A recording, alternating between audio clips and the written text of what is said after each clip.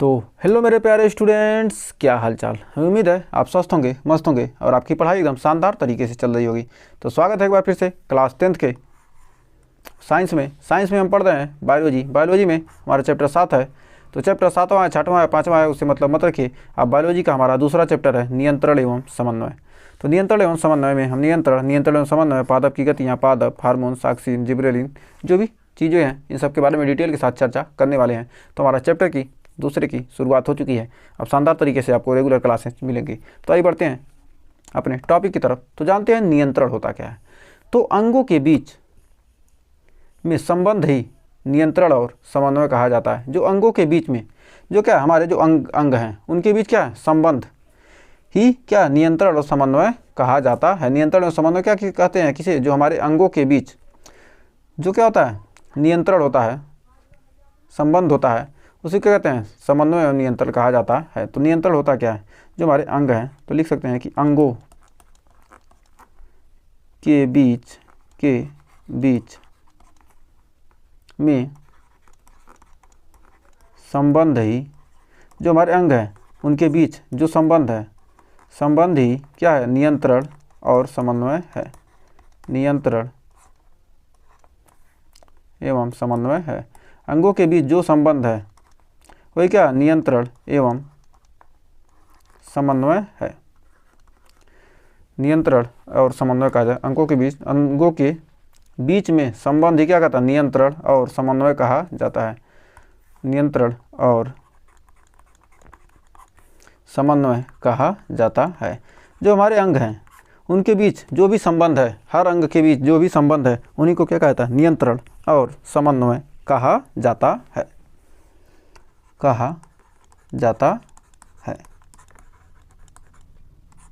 तो आइए जानते हैं नियंत्रण एवं समन्वय। नियंत्रण और समन्वय क्या होते हैं, 3 प्रकार के होते हैं। जो हमारे नियंत्रण एवं समन्वय हैं कितने प्रकार के होते हैं, 3 प्रकार के होते हैं।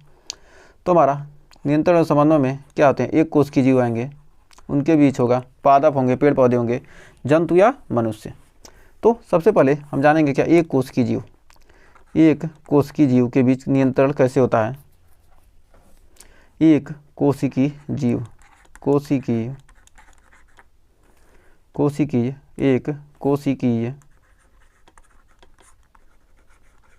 जीव। फिर दूसरा है पादप या पेड़,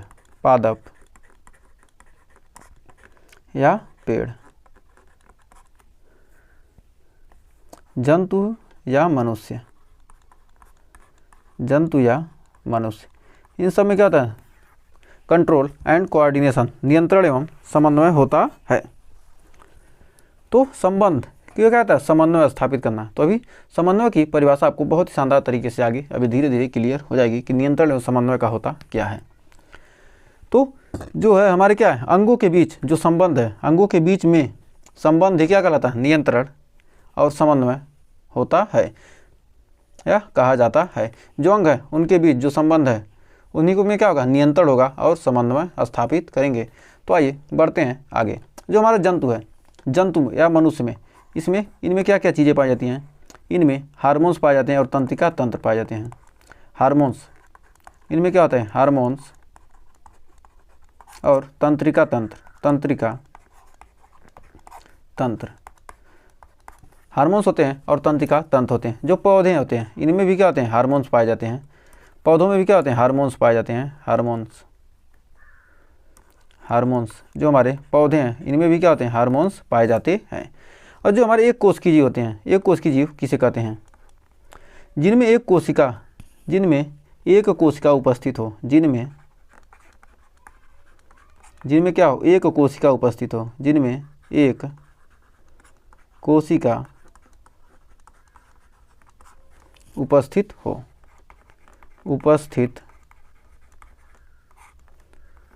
जिनमें एक कोशिका उपस्थित होने क्या कहेंगे, हम एक कोश की जीव कहेंगे। और यही कोशिका नियंत्रण व समन्वय में मदद करती है। और यही कोशिका जो है क्या है, नियंत्रण एवं समन्वय में क्या करती है, मदद करती है। यही कोशिका नियंत्रण एवं समन्वय किन 3 चीज़ों में होता है क्या, एक कोश की जीव में, पेड़ पौधों में या जंतु या मनुष्य में। तो यही जो कोशिका होती है, यही कोशिका जो एक कोशिका होती है, जिनमें एक कोशिका होती है उपस्थित, उन्हें क्या कहेंगे? एक कोशिकी जीव कहेंगे। जो ये एक कोशिका होती है, यही कोशिका क्या करती है? नियंत्रण व समन्वय में मदद करती है। यही कोशिका नियंत्रण एवं समन्वय में मदद करती है। यही कोशिका क्या? नियंत्रण एवं समन्वय में क्या करती है? मदद करती है। तो आगे बढ़ते हैं, पादप की गतियां देखते हैं। जो पौधे होते हैं उनमें गतियां किस प्रकार से होती हैं? तो पौधों के अंग की गति, जो हमारे पौधे हैं उनके अंग में क्या होती है? गति होती है। तो जो पौधों में अंगों में गति होती है उन्हें क्या कहते हैं? अनुवर्तन कहते हैं। अनुवर्तन। पौधों में जो गतियाँ होती हैं उन्हें क्या कहते हैं? हम अनुवर्तन कहते हैं। तो अगर पौधे का ऊपरी भाग सूर्य की दिशा में मुड़ जाए तो उसे क्या कहेंगे? प्रकाश अनुवर्तन कहते हैं। तो पौधों के अंग की गति, जो पौधे हैं क्या, यदि क्या करें? प्रकाश की तरफ, अगर पौधे का क्या ऊपरी भाग सूर्य की दिशा में क्या आ जाए? मुड़ जाए तो उसे क्या कहेंगे? हम प्रकाश अनुवर्तन कहते हैं। तो पौधे का अगर पौधे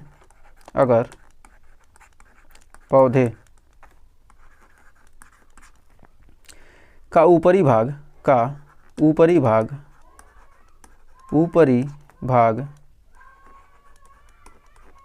जो हमारा प्रकाश अनुवर्तन क्या होता है? पौधों में होता है। अगर पौधे का ऊपरी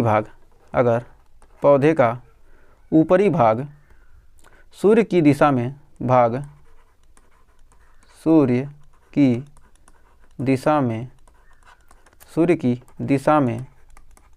मुड़ जाए तो उसे प्रकाश अनुवर्तन कहते हैं। उसे प्रकाश अनुवर्तन कहते हैं।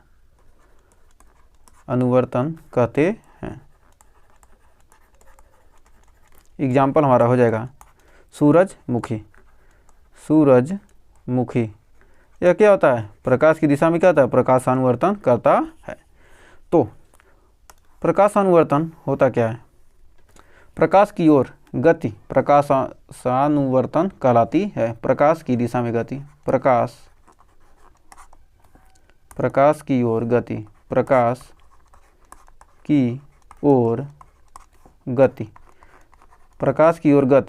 क्या कहलाती है? प्रकाशानुवर्तन कहलाती है।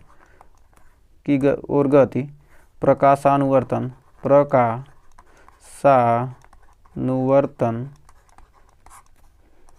कहलाती है।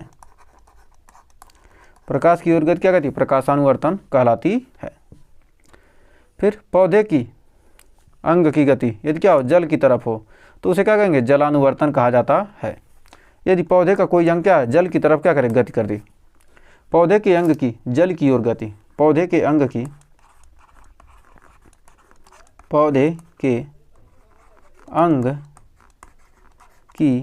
गति, पौधे के अंग की जल की ओर गति, पौधे के अंग की जल की ओर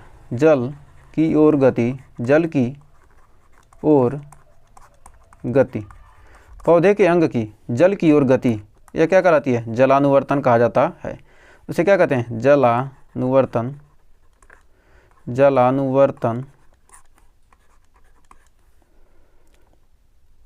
कहा जाता है। पौधे के अंग की जल की ओर गति क्या कहलाती है? जलानुवर्तन कहा जाता है। एग्जाम्पल कमल का फूल। एग्जाम्पल क्या है हमारा? कमल का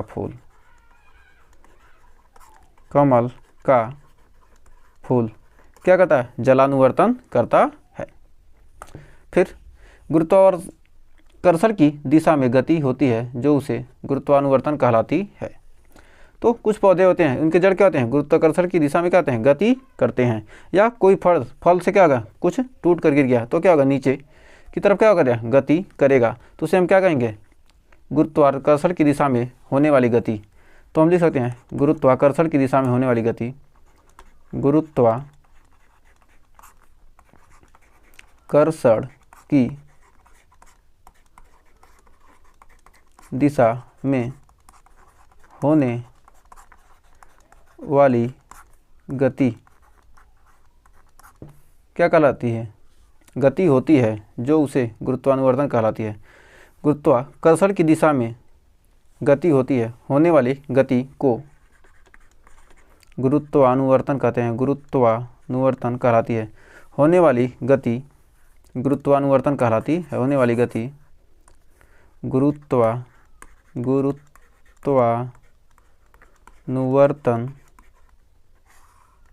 कहलाती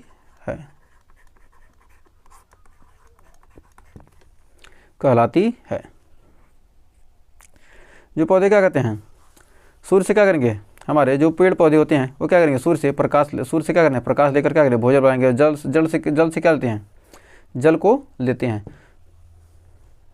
जड़ से को क्या करेंगे, जल को क्या करेंगे, जड़ से ग्रहण करते हैं।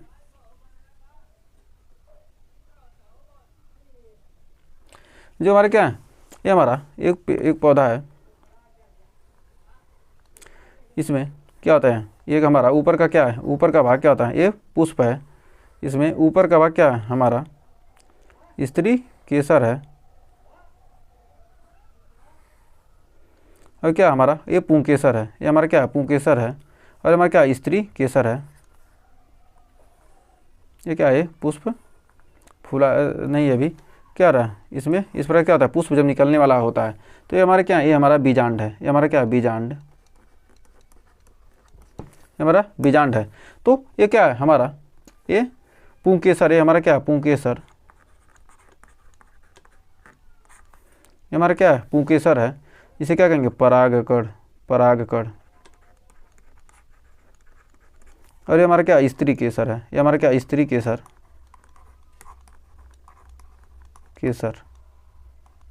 हमारा क्या, स्त्री केसर। तो जो हमारे क्या होते हैं, परागकण,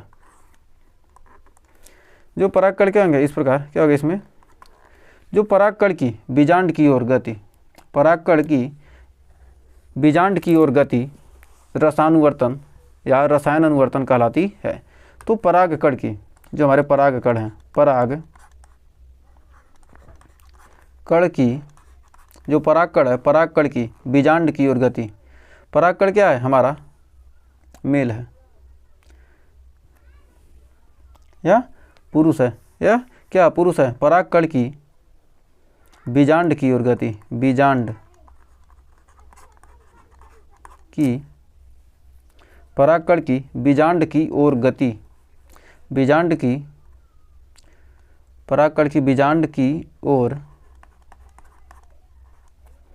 गति रसानुवर्तन कहलाती है। गति रसानुवर्तन, गति रसानुवर्तन, रसानुवर्तन या रसायन अनुवर्तन, रसायन अनुवर्तन। परागकण की क्या, बीजांड की ओर गति क्या कहलाती है, रसानुवर्तन कहलाती है। ये क्या होगा, ऑब्जेक्टिव क्वेश्चन में आपके पूछा जा सकता है। तो यहाँ पर क्वेश्चन बना है, प्रकाश अनुवर्तन से आप क्या समझते हैं, इससे आप क्या समझते हैं। तो मतलब क्या, प्रकाश की ओर गति, पादपों की क्या होगा, पादपों के किसी भाग का प्रकाश की ओर गति। अगर क्या है, प्रकाश, अगर पौधे का ऊपरी भाग सूर्य की दिशा में मुड़ जाए तो उसे हम क्या कहेंगे, प्रकाश अनुवर्तन कहते हैं, या कहते हैं प्रकाश की ओर गति प्रकाश अनुवर्तन कहलाती है। तो इसको आंसर वो हम लिख सकते हैं। आपका क्या है, HW है, तो इसका आप क्या करना है, कमेंट में ज़रूर इसका आंसर दीजिएगा। तो बढ़ते हैं अगले क्वेश्चन आगे। अब जानते हैं पादप हार्मोन्स, जो हमारे पेड़ पौधे हैं इनमें कौन कौन से हार्मोन्स पाए जाते हैं।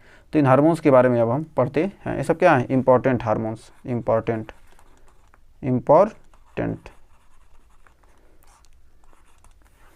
महत्वपूर्ण हार्मोन्स हैं। तो हमारा क्या है, ऑक्सिन है, जिब्रेलिन है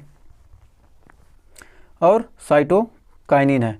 ये तीनों, ये हमारे क्या है, वृद्धि हार्मोन्स है। ये हमारे क्या है, वृद्धि हार्मोन्स।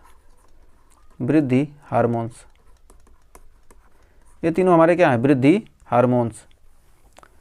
और जो पादप हार्मोन्स होते हैं इन्हें हम क्या कहते हैं? Phyto hormones. Phyto hormones.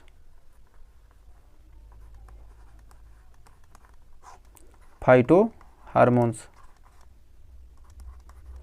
पादप हार्मोन्स क्या कहते हैं? हम फाइटो हार्मोन्स भी कहते हैं। और हमारे क्या है? ये दोनों क्या हैं? वृद्धि रोधक हार्मोन्स। ये हमारे क्या है? वृद्धि रोधक। वृद्धि रोधक हार्मोन्स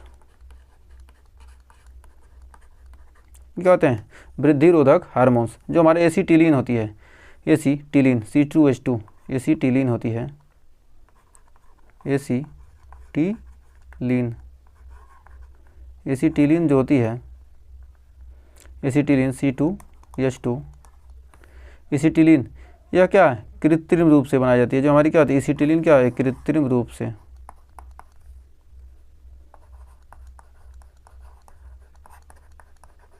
कृत्रिम रूप से।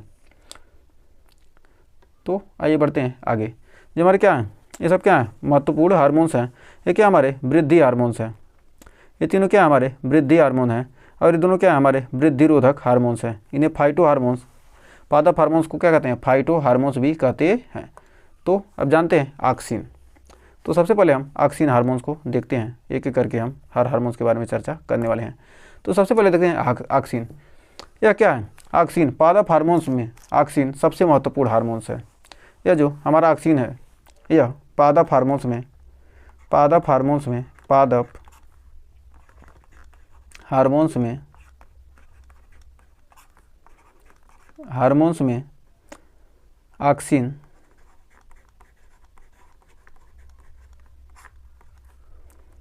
सबसे महत्वपूर्ण हार्मोन है। सबसे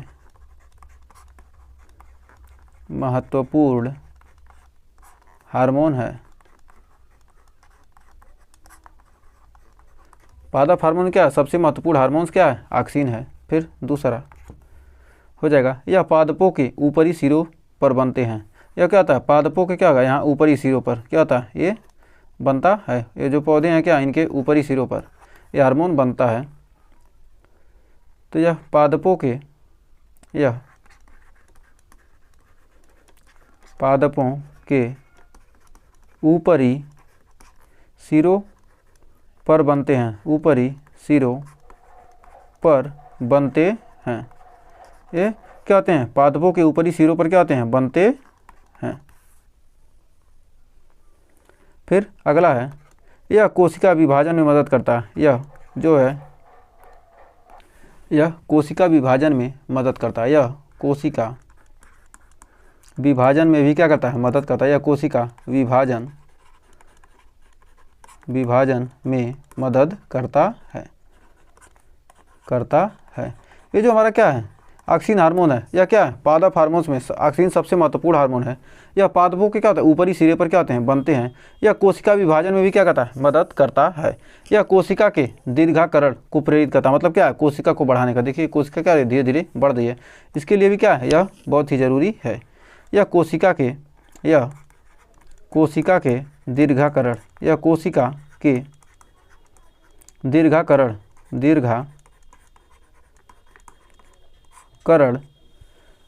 को प्रेरित करता है। दीर्घाकरण को प्रेरित करता है। यह कोशिका के क्या है? दीर्घाकरण को क्या करता है? प्रेरित करता है। तो इसको हम आपको थोड़ा सा कर देते हैं। यह कोशिका के क्या है? दीर्घाकरण को क्या करता है? प्रेरित करता है। तो आइए इसके आगे के पॉइंट और लिखते हैं। तो इसके आगे पॉइंट, यह बीज रहित फलों के उत्पादन में भी सहायक है। यह बीज रहित जिसमें क्या हो? बीज ना हो, वैसे पौधों फलों के उत्पादन में भी क्या सहायक है। यह बीज रहित फलों के उत्पादन में सहायक है। यदि क्या करें हम ऑक्सिन हार्मोन का क्या छिड़काव करके क्या होता है? बीज रहित पौधा क्या होगा? हमें फल उत्पन्न होगा। जैसे अंगूर, उदाहरण के लिए हम जानते हैं अंगूर में क्या करें, यदि हम इसका छिड़काव करते हैं तो क्या होगा, हमें बिना बीज का अंगूर मिलेगा। तो जो ये हमारा हार्मोन है इसकी खोज किसने की थी, तो इसकी खोज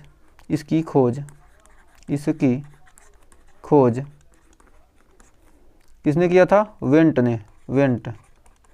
इसकी खोज वेंट ने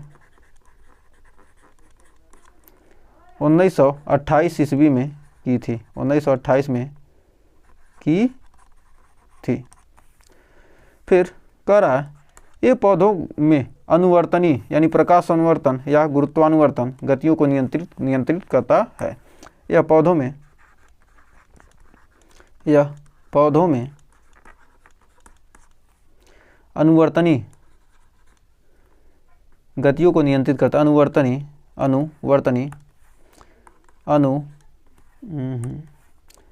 अनुवर्तनी जैसे प्रकाशानुवर्तन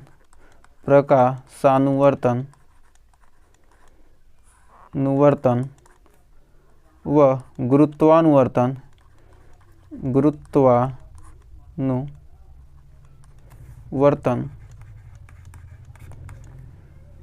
गतियों को नियंत्रित करता है, गतियों को नियंत्रण करता है, गतियों का नियंत्रण करता है।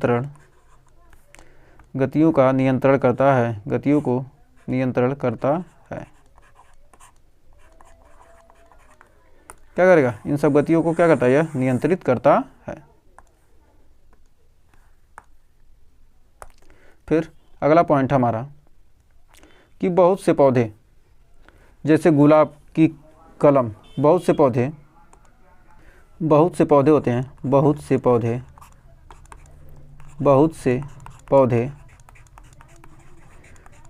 पौधे जैसे गुलाब की कलम, जैसे क्या होती है, गुलाब की कलम जैसे जो क्या आती है, जब हम कलम लगाते हैं किसी चीज़ की, क्या कहते हैं, इसको लगा देने से क्या होता है, जल्दी क्या होता है, उसमें जड़ आती है। गुलाब की कलम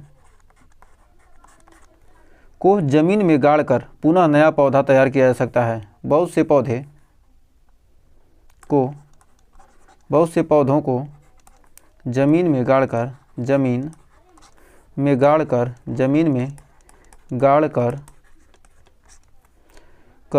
पुनः नया पौधा तैयार किया जाता है, पुनः नया पौधा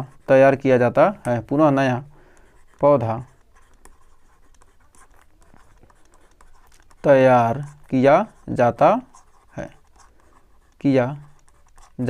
है। क्या कर सकते हैं, जमीन में गाड़ कर क्या कहते हैं, पूरा नया पौधा क्या कहते हैं, तैयार कर सकते हैं। कलम के निचले सिरे पर ऑक्सीन लगने पर, जो हमारा है कलम है, कलम के निचले सिरे पर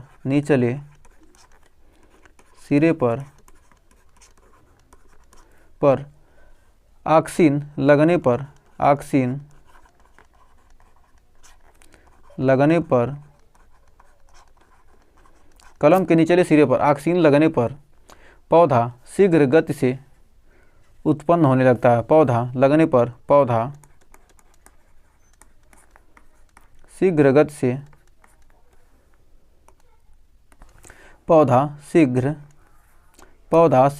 क्या होता है, उगने लगता है। पौधा शीघ्र गति से उत्पन्न होने लगता है।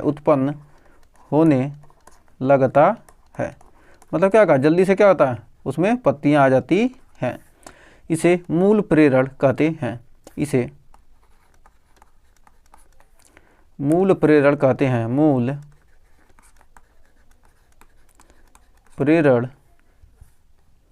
इसे मूल प्रेरण कहते हैं।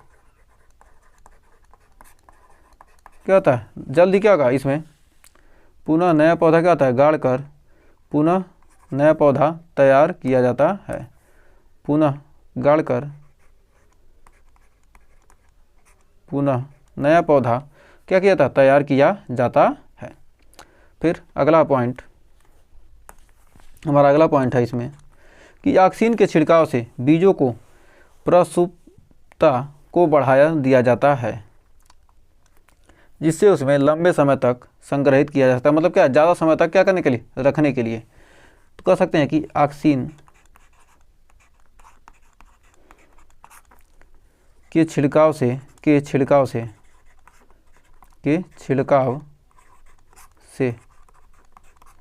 बीजों की, मतलब ज़्यादा समय तक क्या करने, स्टोर करने की क्षमता क्या आती है, बढ़ जाती है। बीजों की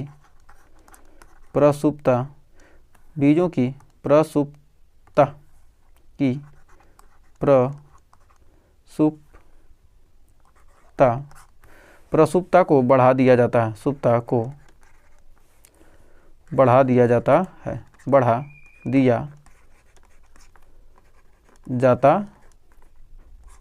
है, जिससे उसे लंबे समय तक संग्रहित किया जा सकता है, जिससे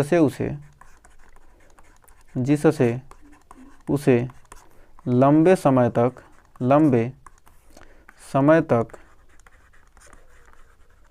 संग्रहित किया जा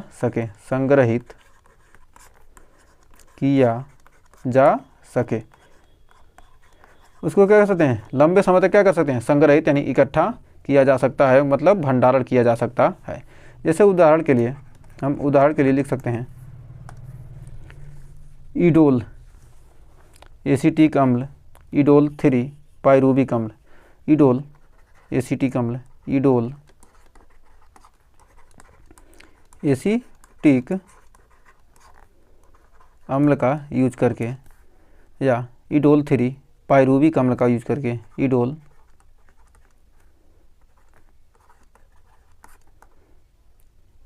3 पाइरूविक अम्ल का यूज करके, पाइरूविक अम्ल का यूज करके हम क्या कर सकते हैं, ज़्यादा समय तक क्या करते हैं, बीजों को रख सकते हैं। फिर अगला है, तो हमने कौन कौन से हार्मोन पढ़ लिए, हमने ऑक्सीन पढ़ लिया, ऑक्सीन हार्मोन्स के बारे में क्या कर लिया, हमने पढ़ लिया। अब पढ़ते हैं दूसरा हमारा हार्मोन है जिब्रेलिन्स। तो आइए जिब्रेलिन्स के बारे में पढ़ते हैं। ये तीनों क्या हमारे वृद्धि हार्मोन हैं, ये तीनों क्या हमारे वृद्धि हार्मोन हैं, वृद्धि हार्मोन। तो आइए देखते हैं अगला हार्मोन कौन सा है। तो वृद्धि हार्मोन तीनों हैं, तो आइए देखते हैं अगला कह रहा है जिब्रेलिन्स, जो हमारा जिब्रेलिन हार्मोन है। तो यह भी पादप में हार्मोन है, यह भी क्या है, पादप हार्मोन्स है, यह भी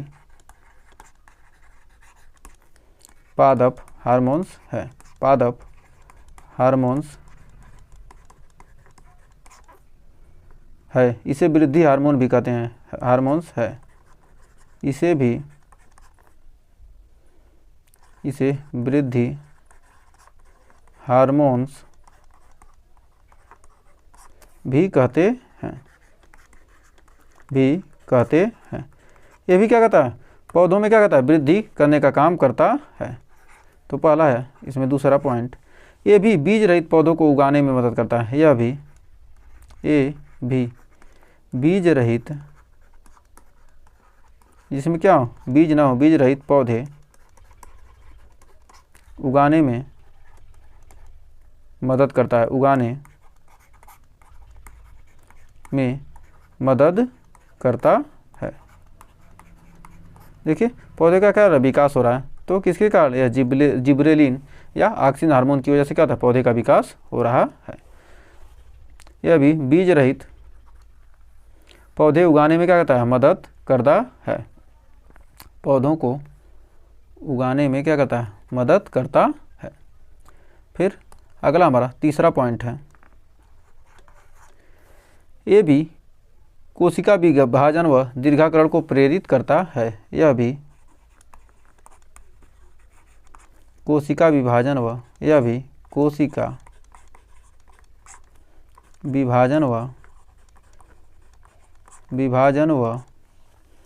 दीर्घाकरण को प्रेरित करता, वह दीर्घाकरण को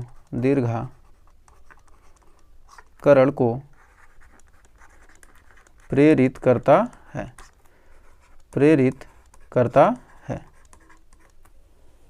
फिर अगला है चौथा पॉइंट, यह पौधों की लंबाई को बढ़ाने में भी मदद करता है, यह पौधों के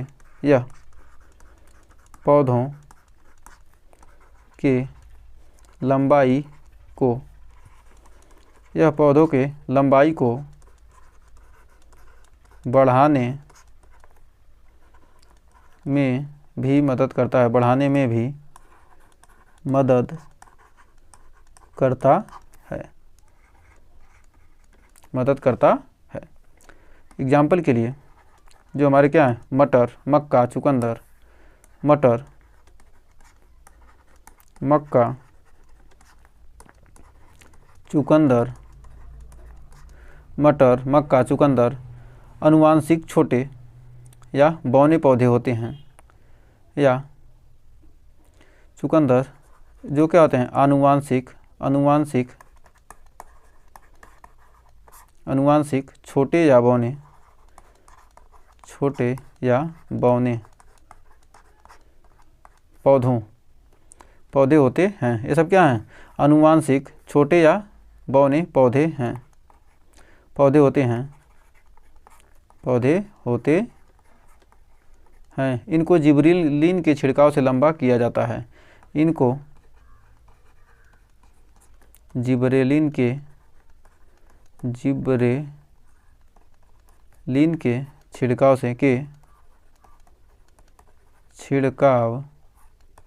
से लंबा किया जाता है, लंबा किया जाता है। क्या कहते हैं, इनके जिबरेलिन के छिड़काव से कहते हैं इसको लंबा किया जा सकता है। फिर अगला है, यह बड़े आकार के फल व फूलों के उत्पाद में मदद करता है। यह क्या है, यह बड़े आकार के, यह बड़े आकार के, यह बड़े आकार के फल व फूलों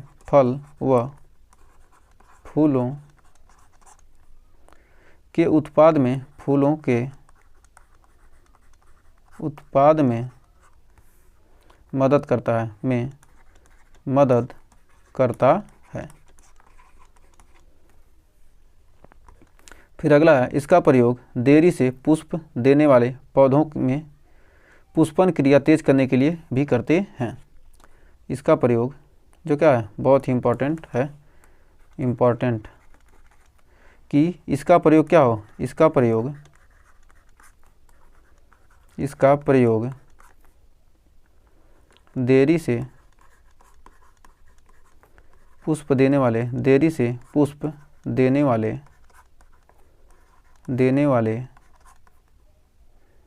पौधे में पुष्पन क्रिया तेज करने के लिए, पौधे में पुष्पन क्रिया तेज करने के लिए भी करते हैं, तेज करने के लिए भी करते हैं। पुष्पन क्रिया तेज करने के लिए भी क्या करते हैं, करते हैं।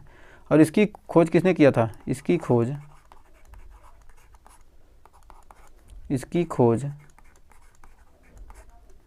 किसने किया था, कुरोसावा 1926 में हुई थी। कुरोसावा के द्वारा 1926 में, कुरोसावा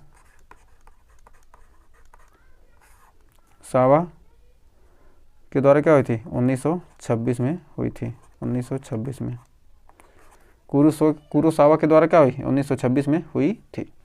तो अब बढ़ते हैं अगले हार्मोन की तरफ। हमारा अगला हार्मोन है वृद्धि वाला हार्मोन, क्या, साइटोकाइनिन। यह जड़ तथा भ्रूण पोषण में भी क्या होता है, भ्रूण पोष में क्या होता है, पाया जाता है। यह जड़ तथा भ्रूण पोष में पाया जाता है।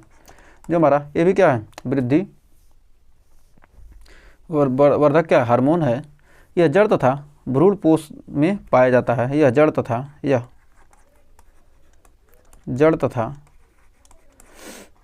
भ्रूण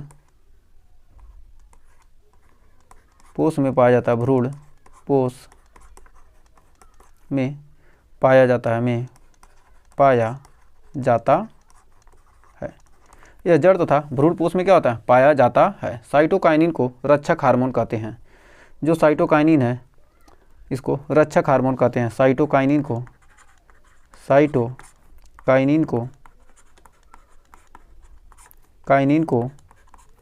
रक्षक हार्मोन भी कहते हैं, रक्षक हार्मोन कहते हैं। ये पौधों को में उपस्थित क्लोरोफिल की रक्षा करता है, रक्षक हार्मोन कहते हैं। ये पौधों के क्लोरोफिल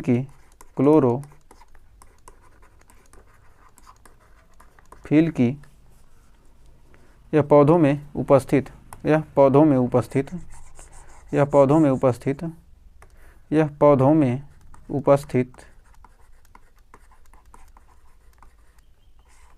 क्लोरोफिल की रक्षा करता है, क्लोरोफिल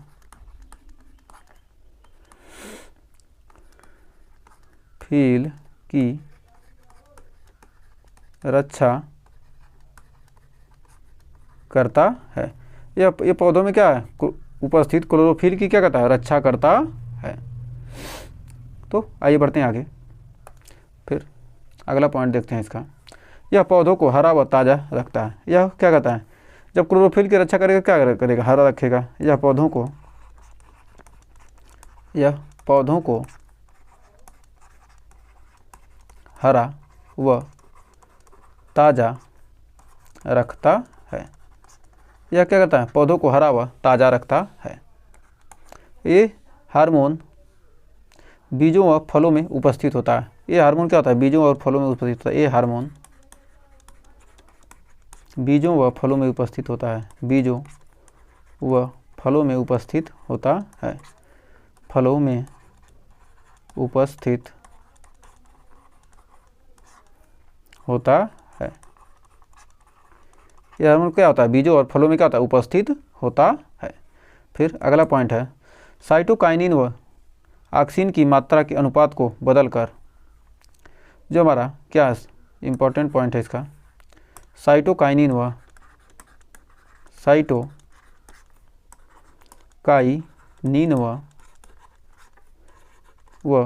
ऑक्सिन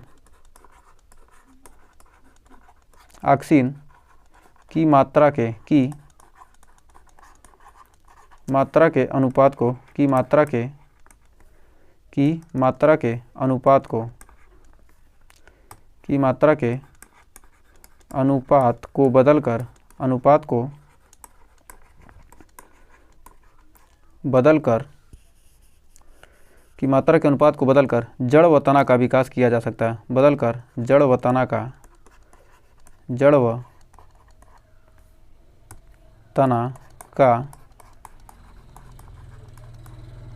विकास किया जा सकता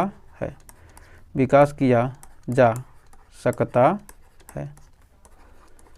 जड़ व तना का क्या कर सकते हैं, हम विकास कर सकते हैं। इसकी खोज किसने किया था, इसके खोजकर्ता कौन है, मिलर व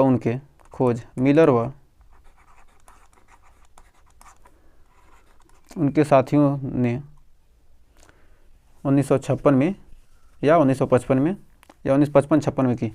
मिलर व उनके साथियों ने 1955-56 में की। तो एक इम्पॉर्टेंट सा टॉपिक है, इसमें इम्पॉर्टेंट पॉइंट है कि इसके उपयोग से प्रकाश प्रिय पौधों को अंधकार में भी क्या कर सकते हैं, बीजों को उगाया जा सकता है। तो इसके उपयोग से क्या होते हैं, इसके उपयोग से क्या होता है, या क्लोरोफिल को क्या कहता है, क्लोरोफिल की क्या करता है, बनाए रखता है। तो इसकी सहायता से क्या करते हैं, क्लोरोफिल को क्या होता है, नष्ट नहीं करने देता, क्लोरोफिल की रक्षा करता है। तो इस पर क्या करते हैं, क्लोरोफिल पर छिड़क करके सकते हैं हम अंधेरे में भी क्या कर सकते हैं, उसको उगा सकते हैं। इसका यूज करके इसके उपयोग से इसका क्या करेंगे, हम छिड़काव कर देंगे। तो इसके उपयोग से प्रकाश प्रिय पौधे को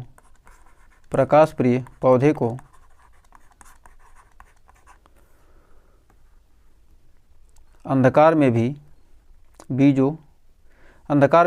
बीजों को उगाया जा सकता है। पौधों को अंधकार में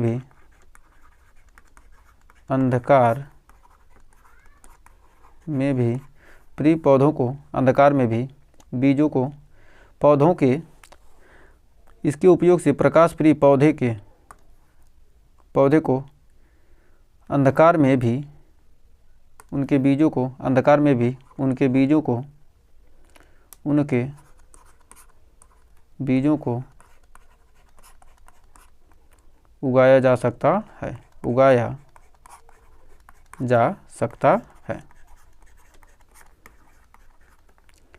जैसे उदाहरण के लिए हो जाएगा, हमारा एग्जाम्पल में हो जाएगा